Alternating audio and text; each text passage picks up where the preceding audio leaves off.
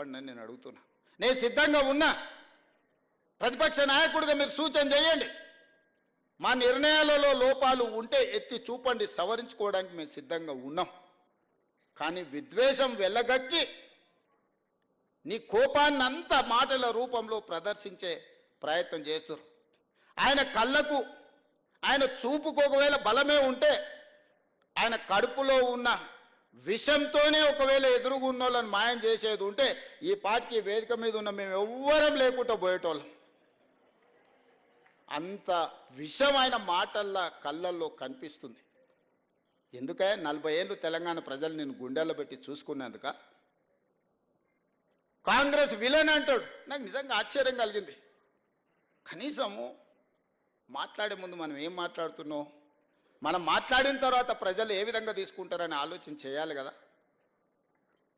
మనకు విచక్షణ ఉంది కదా, ఆలోచన ఉంది కదా. మాట్లాడకంటే ముందు ఏం మాట్లాడాలనో ఆలోచన చేయాలి, మాట్లాడిన తర్వాత ప్రజలేం ఏ విధంగా తీసుకుంటారో కూడా ఆలోచన చేయాలి.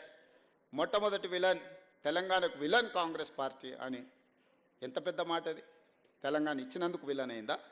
మేము తెలంగాణ ఇస్తే 10 ఏళ్ళు నువ్వు తెలంగాణ ముఖ్యమంత్రి అయి దోసుకొని టీవీలు పెట్టుకొని పేపర్లు పెట్టుకొని ఫామ్ హౌజులు కట్టుకొని ఇంటిల్లి పాది పదవులు అనుభవించి కాంగ్రెస్ ఇచ్చిన తెలంగాణలో నువ్వు లబ్ధి పొందినందుకు కాంగ్రెస్ విలన్ అయిందా?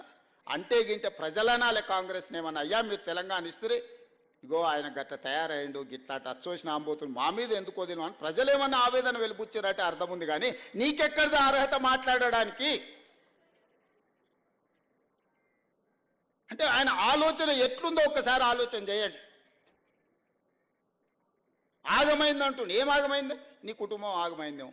ఇంకో 10 ఏళ్ళు దోసుకుందాం అన్నది మా అర్థాంతరంగా ఆగిపోతే ఆగమైతుంది ఖచ్చితంగా. ప్రణాళికలు వేసుకొని ఉండొచ్చు కదా. మంది పిల్లలకు ఉద్యోగాలు ఇవ్వలేదు కానీ మీ ఇంట్లో మీ పిల్లల్ని ప్రజలు ఓడగొడితే మళ్ళీ దొడ్డిదారిన తెచ్చి చట్టసభలలో పెట్టలేదా? ప్రజలు చూస్తలేరా? అందుకే కదా మీ ఉద్యోగాల నుంచి తొలగించింది ప్రజలు మిమ్మల్ని. ఇవన్నీ చూసినాక ఓ పెద్ద మనిషిని ఏదో మాట్లాడుతుంటే చెప్పాడు, 100 ఎలుకలు తిన్న పిల్లి తీర్థయాత్రలకు పోయిందంటే నేను మొత్తం మారిపోయినా అని.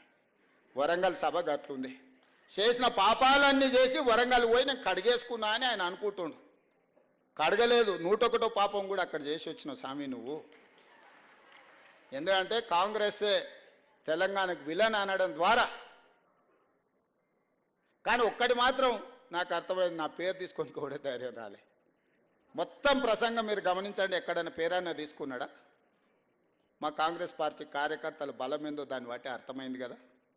అందుకే ఈరోజు బసవన్న స్ఫూర్తిగా ప్రజాస్వామిక విలువలను కాపాడాలి, ప్రజలు మెచ్చే విధంగా పరిపాలనను అందించాలి, ప్రజల కోసం సంక్షేమ పథకాలను అమలు చేయాలి, ప్రజల అభివృద్ధి కోసం ప్రణాళికలు సిద్ధం చేయాలి, రాష్ట్ర ఆదాయం పెంచాలి, పేదలకు పంచాలి అన్న